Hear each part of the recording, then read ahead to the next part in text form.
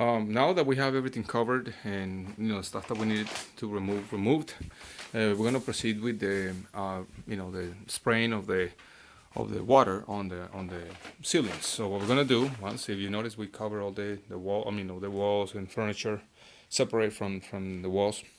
We're gonna use this sprayer. It's normally used for like gardens and stuff like that. But we're gonna just fill it up with water, and we're gonna spray a mist on the ceilings twice. After that, we're gonna use these scrapers. The scrapers that we have over here are meant to catch with a bag the material. So you scrape it, and then you dump it into a regular garbage bag. So that's how we continue. Once you have all the floors, I use a heavy duty 4 mil actually 6 mil plastic on the floor. I found it better than using drop cloths and other stuff, although underneath it we have some drop cloths. But you gotta cover all the walls. In this case, we left the ceiling fan on because it's extremely heavy and it's really delicate, so we're gonna work around it. We kind of cover all the blades like that. But in this case, what we're seeing over here is the sprayer, a water sprayer, and we are just spraying the texture with our with the water, and we're gonna remove with the tools that I showed you a moment ago, the scrapers. And once the scrapers are finished, we're going to repair the areas that have a little imperfections and things like that. Let it dry and continue. Once the material is out, removed, we continue with the repairs of the skim coating of the seams, joints, and the tape that is exposed and all the stuff, especially in the corners. What I'm using over here is a lightweight drywall compound. So it's a really good material to work with. Depending on what country you are, you can use other types or whatever. But as long as it doesn't get too hard to sand, it's good.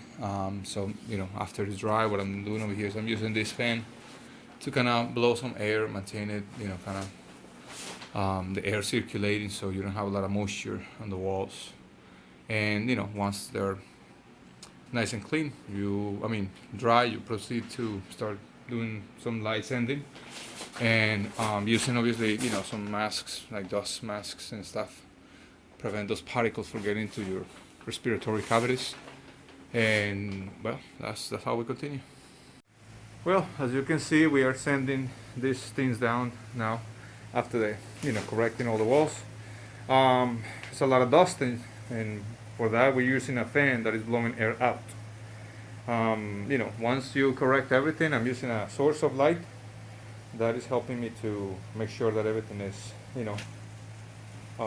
corrected properly. There have no flaws or lines or little cuts on the plaster or the compound. And after that, we're going to use some primer. The primer that I'm using in this case is from this company, Zinsser Bullseye. It's really good.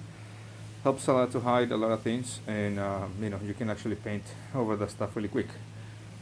Obviously, sanding blocks, silicone, and all that stuff in your hands to be able to work. This is probably the most messiest part of the process, but that's not a problem.